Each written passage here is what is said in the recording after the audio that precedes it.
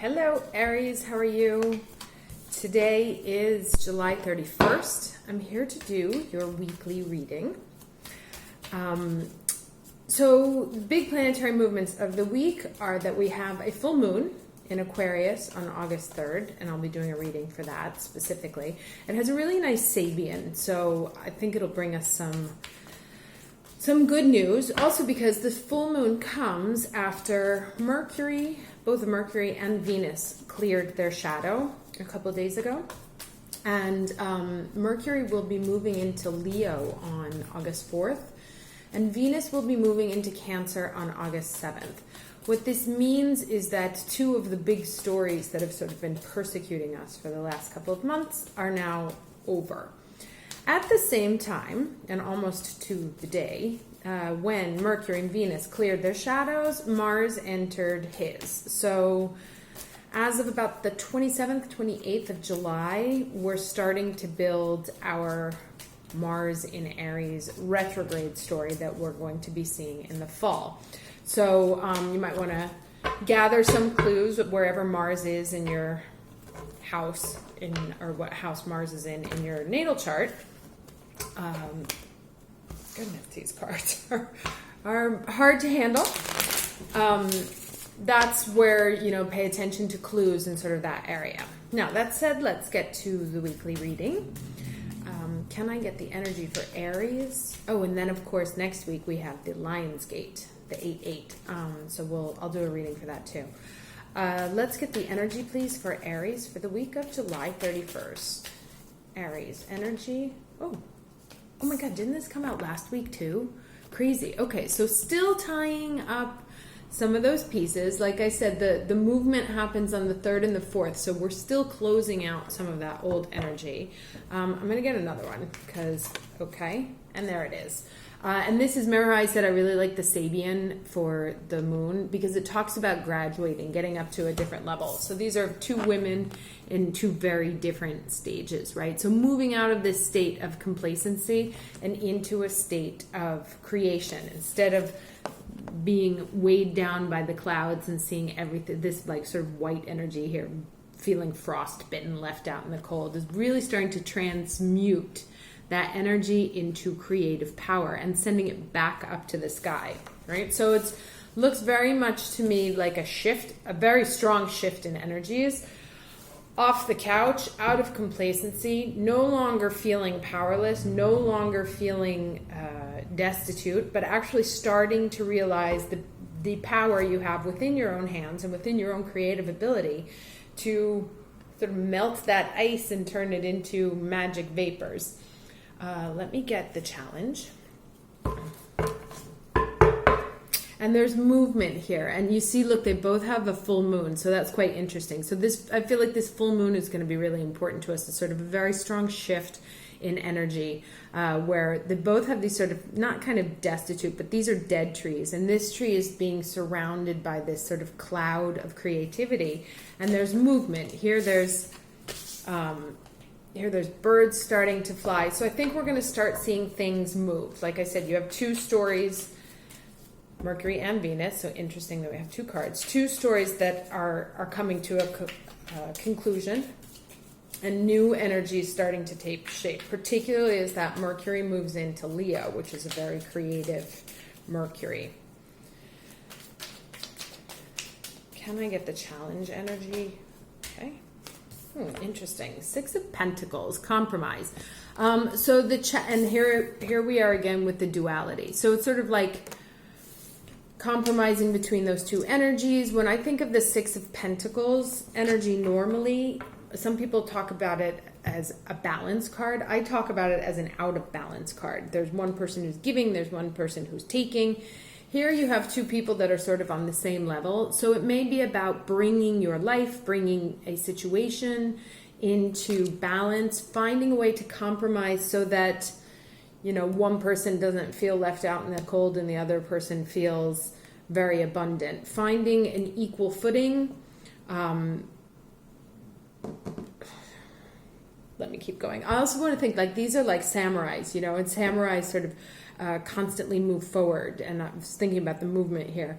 They don't have a place that they call home. They're consistently moving on to the next thing.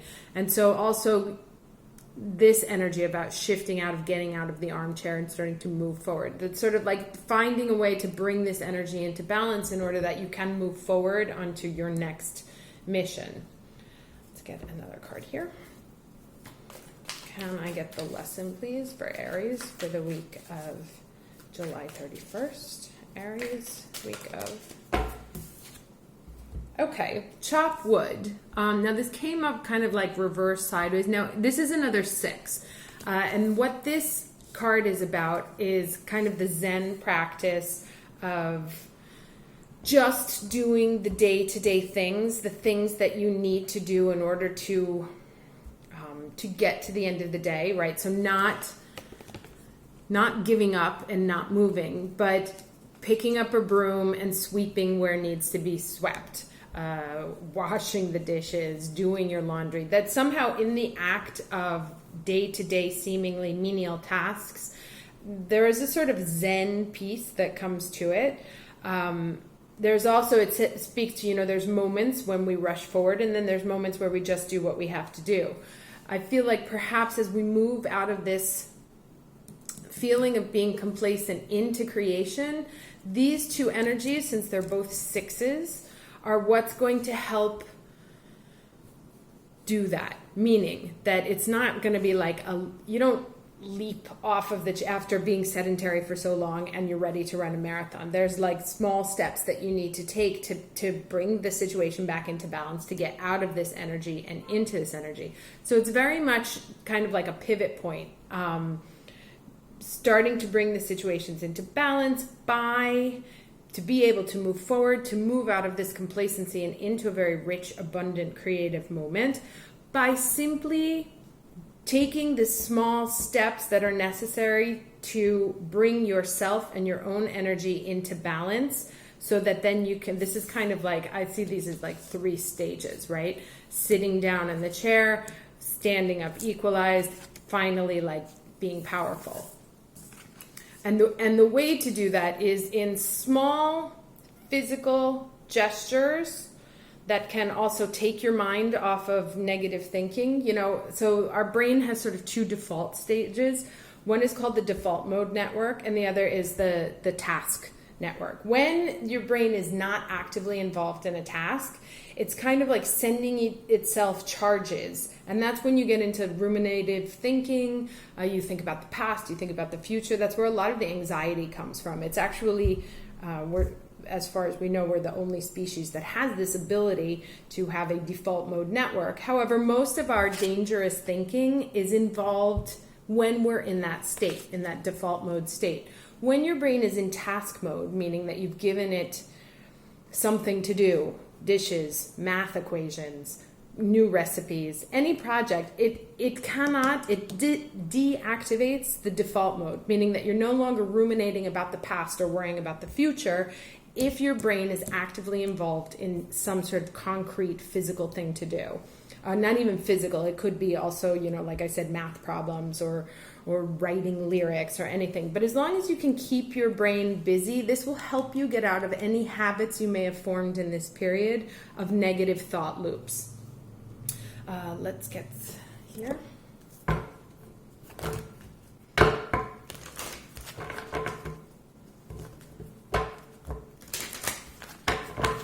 Can I get the energy at the beginning of the week, please, for Aries? Energy at the beginning of the week. Ooh, sacred pool. Okay, so that's, I'm trying to get this without sorry, I have this window right there. 11, very nice energy. Talks about diving into your creative, collective, unconscious, starting to swim. Ice is melted, turning this into sort of a more creative, that ice turns into water, creative water from which you can dip into and start to envelop yourself in that energy. And can I get the energy for the end of the week? Let's see what these are. Oh, there's a lot. Okay, so details. And this is a 43, which is actually a continuation from the 42. Oh, interesting. 41, unexpected visitors, although this came up in the reverse. And then we have a 46 of coming apart, right? Which is the 10 energy. I want to take a look at this unexpected visitors card here, which, as I said, came up in the reverse. So let me take a look. It says, unpleasant news is only unpleasant when you resist accepting it. Sometimes the thing most desired is kept away from you because it's not for the highest good of you or others. Sometimes there is loss or disappointment due to a destiny whose pattern can't be understood yet. Change is something that may be forced upon you like bad weather that threatens a boat. Adapt to the shifting conditions and think how beautiful the sky will be afterwards. Accept what is, and a more fulfilling path will soon be revealed. Remember that if you expect the unexpected, nothing can come as a shock. Okay, together with the coming apart, I still, and here's the sacred pool. I have to be honest, so I usually ask for beginning and end. I'm honest all the time, but I ask for beginning of the period and end of the period, and I feel like there's such a clear story here of the 41, 42, 43, 46, 47 that I feel like this is where we're actually coming from, you know, this complacency card, because this speaks very much to this kind of energy here, this collapse. And then as we move forward, we move into sort of this space. So this is the transition that I think is happening right now. Wrapping up that one story. Now, this may also be, as I said, this can be the wrap up of one story, and this may be the introduction of that Mars in Aries story. Let's see what else comes up here in the cards to help clarify. Can I get the story for the week, please, for Aries? How does this unfold for Aries here? The week of July 31st. Okay, so this is starting energy, right? But that's where we're coming from. Let's see where it goes. 2 more cards, please, for how this story goes. Tower. And 1 more card, please.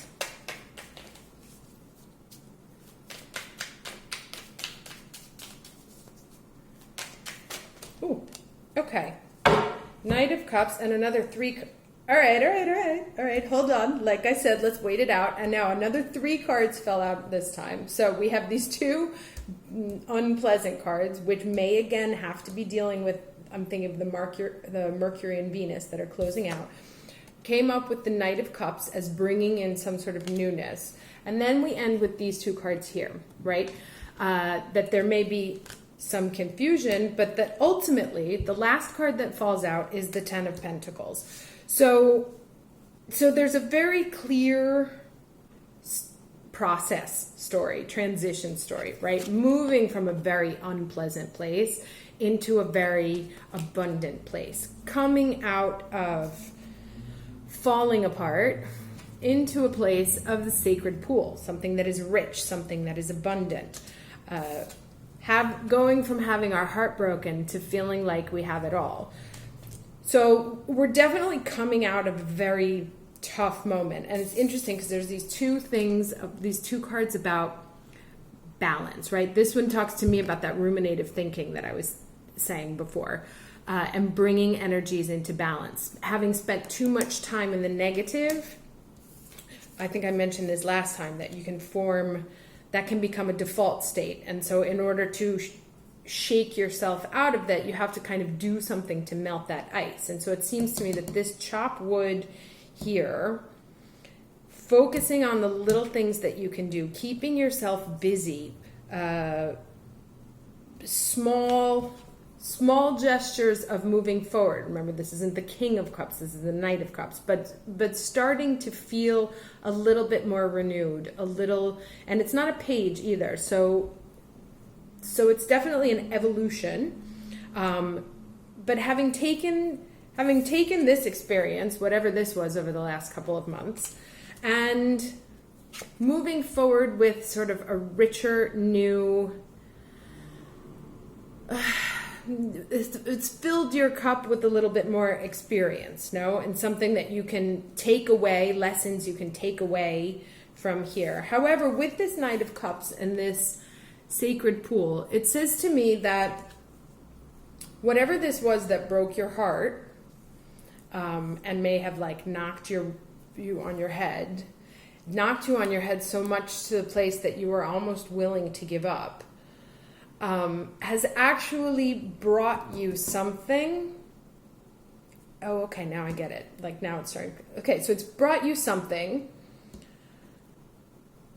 that if you can tap into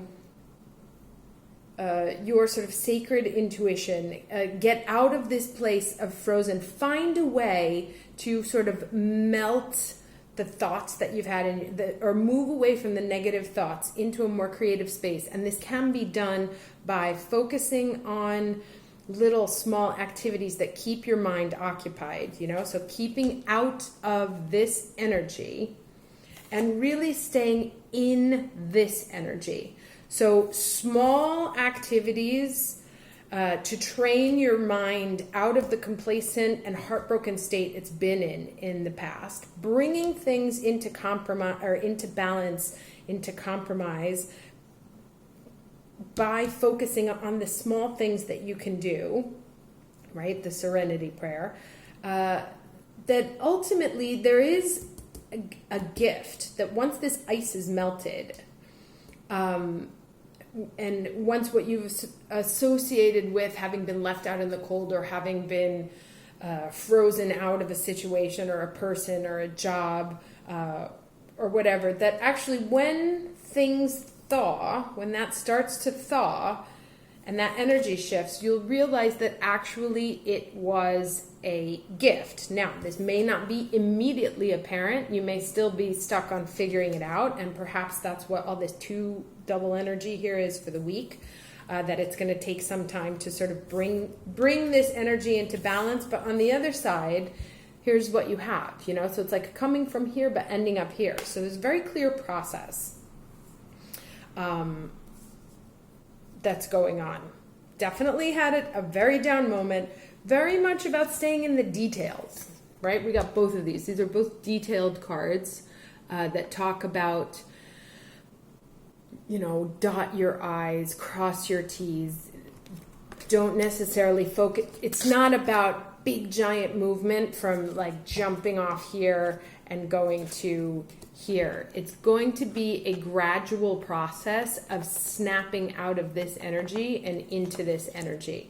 And as you take these lessons forward that you've learned from this experience, whatever it is, as the ice begins to thaw, you are able to move forward. And while it may not be immediately apparent, you may still have some things that you're doubtful about, that really what's behind all of this is a tremendous sense of abundance that you just need to we need to let the process unfold, and kind of like let the ice melt. I know I've been beating that metaphor like a dead horse, but so there's lots of movement, lots of pain in the past, but lots of lessons, lots of richness. Let's put it this way. It looks like the worst is over, which, frankly, I'll take it. Let's get some advice here.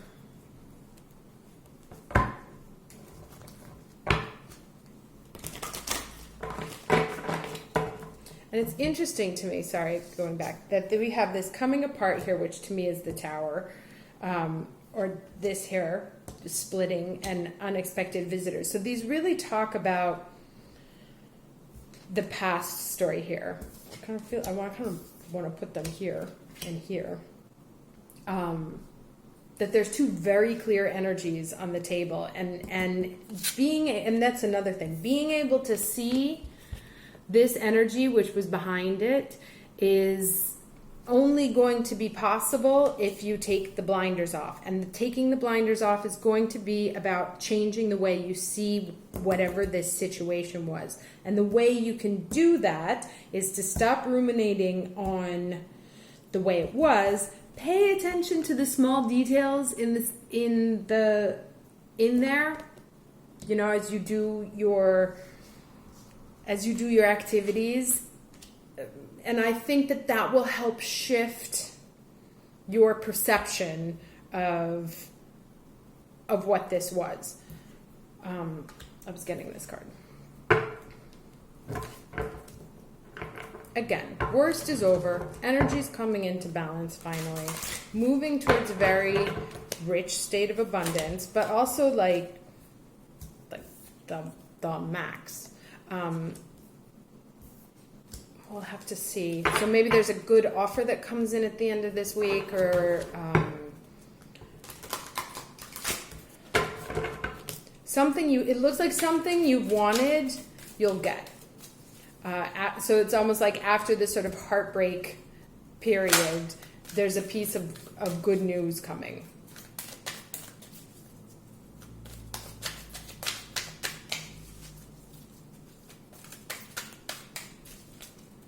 I also want to say, for those of you who had like 3 breakups because there were 3 people involved, it looks like those somebody left, so there's only 2 left. Maybe you left. Let's see what this is. Okay. Goddess Tara and Tibetan quartz, her eye ever open. Okay, and that's interesting because we were talking about looking at things differently. In order to see the abundance, you have to take the blinders off. Let's see what this card says here. And this is a 37, so it's a 10, so that speaks to also this energy.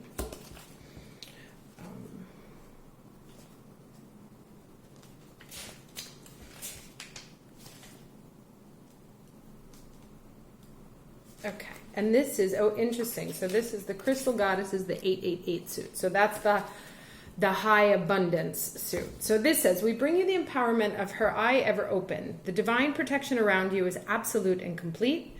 Your simple request for the Universal Mother to watch out for you and to protect what has meaning for you allows you to live your life, do your work, and know the most powerful one is caring for your well-being on all levels. You can trust, be free from worry, and remain open to the world with joy in your heart. As you grow spiritually, the reach of your light increases. You become increasingly open and visible to more souls. You become as a shining spiritual sun bringing light to the earth. Do you notice that people have different reactions to the sun? Some worship, others respect, and some fear. These reactions are about the belief systems and consciousness of the people, not the nature of the sun itself. The sun is exactly the same whether it is recognized for its health-giving properties or for being destructive to health. The sun is powerful and it continues to shine and simply be what it is, unaffected by the reactions of those to its light. For those on the path of love and light, there are lessons to be learned from this.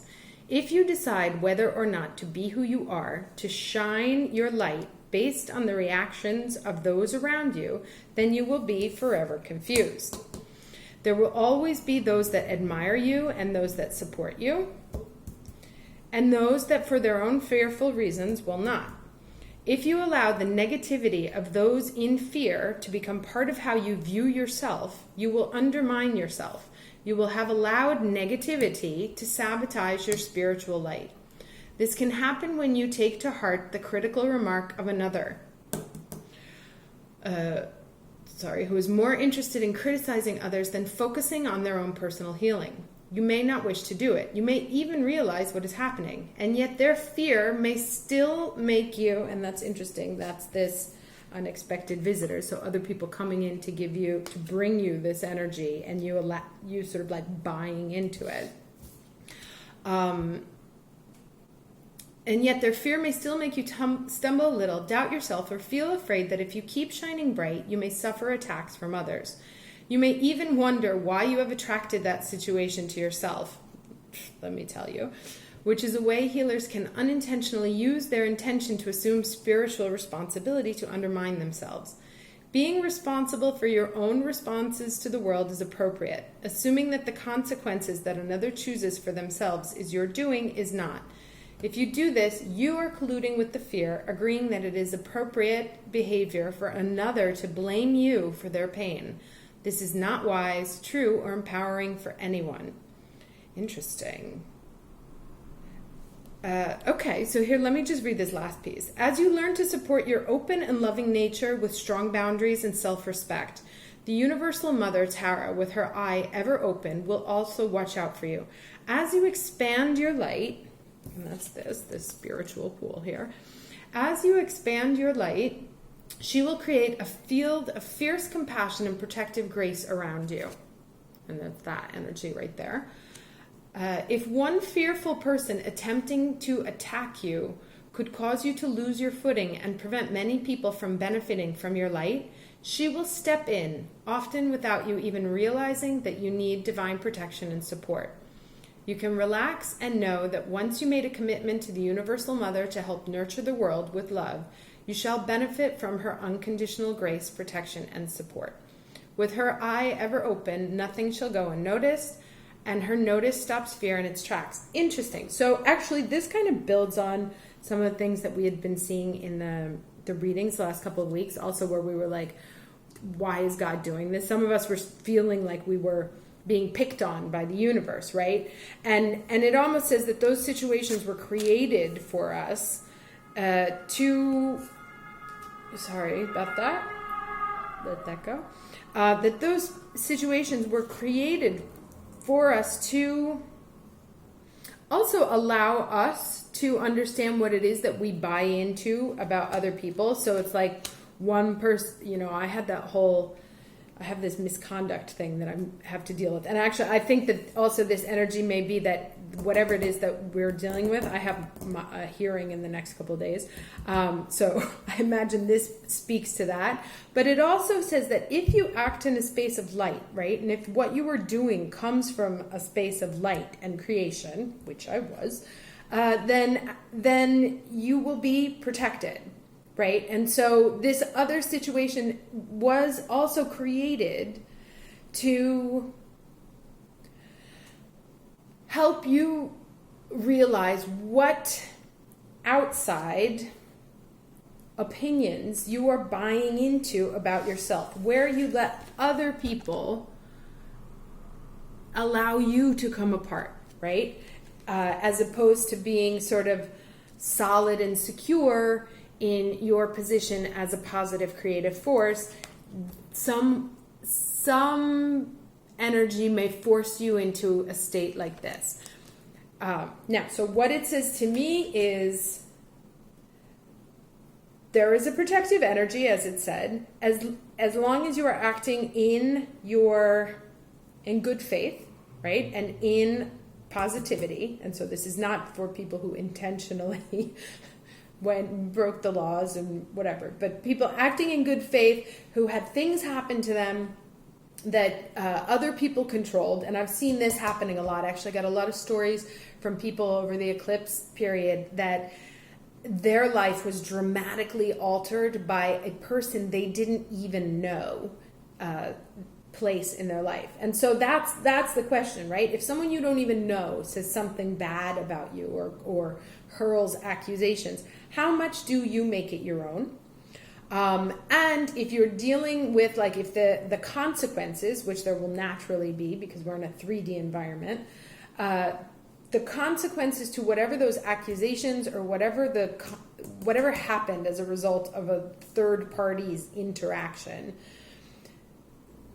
it seems to me that we might still be worried about it, but as long as you focus on what it is that you have to do and keep carrying forward with what you were doing, particularly your light bringing, right? Not being complacent, but picking up the broom again of your work and moving forward towards creation, focusing on the details of whatever it is that you do that expresses your light in the world, that behaving in that, we not only bring this energy back into balance, and so us out of this Three of Swords and Tower energy and more into this energy.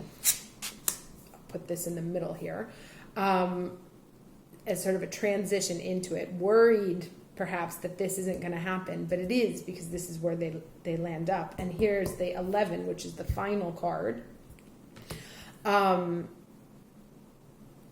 as long as you stay in this, sorry, I lost my train of thought. As long as you stay in that space, but through focusing on that, it will start to come. Remember, there's the Knight of Cups, so he moves a little. He's not as slow as the Knight of Pentacles, so he picks up the pace a little bit faster, but he definitely moves forward. His cup is full. He has something to offer. He's moving forward, and what he's moving forward to is this Ten of Pentacles. So there is meaning and lesson in the hardship that we just recently endured. Part of it will be to make ourselves stronger, like we've been talking about with the Pluto transits. Pluto says, if I take away your power, how do you find it? Where do you get your power from at that point? And so some of this was helping to make us self-sufficient. Yes, but it seems to me that your work, your light working, is very well protected and is moving out of a very clear, we're moving out of this like heartbreaking space and into a much richer, much more abundant moment. We have this Ten of Pentacles, this sacred pool. It's hard to see with this reflection, but it's really a lovely card. And it's drastically different than this energy. So I feel like this week is really going to be about transitioning out of the pain that we've just come into and finding renewing our faith that actually we're in the process of creating something and that, things are good.